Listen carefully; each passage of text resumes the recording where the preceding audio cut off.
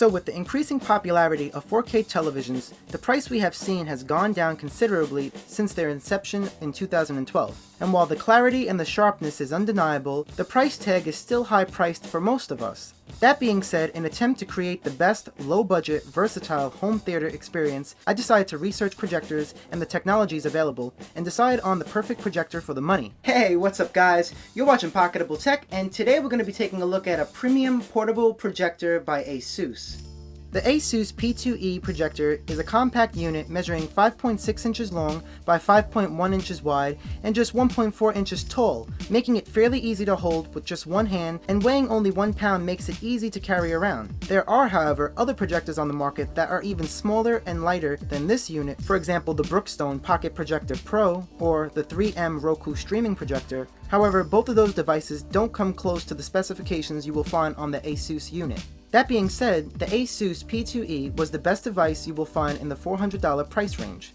But before we delve into why the Asus P2E, I think, is the best bang for the buck, let's go over some projector terminology for those uninformed, as well as touch on the important factors one should look for when deciding on a projector. Projectors are rated in lumens, and the lumen count is essentially the level of brightness a projector can reach. Thusly, the larger number of lumens means the brighter the projector will get. Furthermore, the range in lumens from projector to projector will vary greatly. The way to decide how many lumens you will need is to first assess the space you will be projecting in. How far are you sitting from the wall you will be projecting on? How bright is the space that you're projecting in? For example, if you're in a room with a lot of windows and you can't control the light source, then a projector with a higher lumen count will be necessary in order to combat the brightness. However, if you're able to control the brightness in the room, then you might be able to get away with a low lumen count. In the case of the Asus P2E, the lumen count reaches 350 lumens, which is a respectable amount and higher than most other portable size projectors in the $400 price range. For example, the Brookstone Projector Pro, which runs for $450, has only 200 lumens. Overall, I was quite impressed by the level of brightness that the 350 lumens provided. Even with the light turned on in a semi-dark room, video was still discernible and clear on the Asus unit. Just like televisions, projectors are rated by resolution.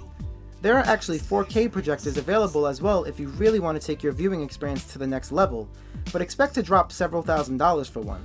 In an attempt to keep the cost as far down as possible, I went with a 1280 by 800 projector, which isn't full HD, but it is still high definition. Expecting a mediocre image, to my surprise, it outperformed my expectation.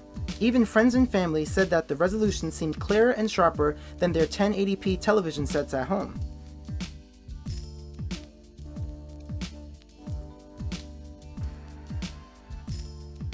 High contrast ratio is important for providing deep black colorations needed to clearly define shadows and detail in the image, as well as provide a good sense of depth, which is also very important when watching movies. The contrast ratio of the P2E is 3500 by 1, which again is quite respectable for its size and price point.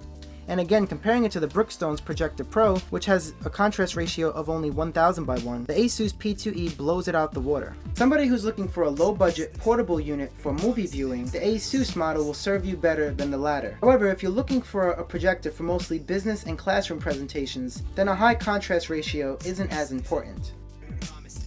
Auto keystone correction is a very nifty and useful feature to have, and it's usually found on mostly higher-end priced projectors. Auto keystone correction automatically corrects the projected image to a straight and uniformed rectangle, despite the angle of the projector. This is very useful when the projector is projecting onto an angled wall. For instance, in my case, I was projecting in an attic that had angled walls, so the keystone auto correction really came in handy. Unlike standard UHP lamps found in most projectors, the Asus P2E uses a powerful LED lighting system. The benefits of an LED bulb is that you are able to turn on and off the projector instantly, whereas the UHP projector lamps have warm-up and cool-down times that they must reach before they turn on or off. That being said, there are always pros and cons with different types of technology. To put it simply, UHP lamps are perfect for reaching higher lumen counts in the 4,000 to 5,000 range, which can be powerful enough to punch through the outdoors sunlight and still provide a clear and bright viewing experience. However, the disadvantages of UHP lamps is that many of these lamps will only last approximately a couple of thousand hours, whereas LED bulbs generally will last you a lot longer in comparison. Lastly, UHP projectors are generally larger in size to fit the larger UHP lamp, whereas LED bulbs can be much smaller, therefore allowing a smaller form factor to exist, which is more convenient for portability and tight spaces. Lastly, when deciding on a projector, the inputs available I think are as equally as important as the picture quality. The various inputs you will find on the back of projectors vary from SD card readers to USB inputs to HDMI inputs to component inputs and so on and so forth. So make sure you pick a unit that has the inputs you need.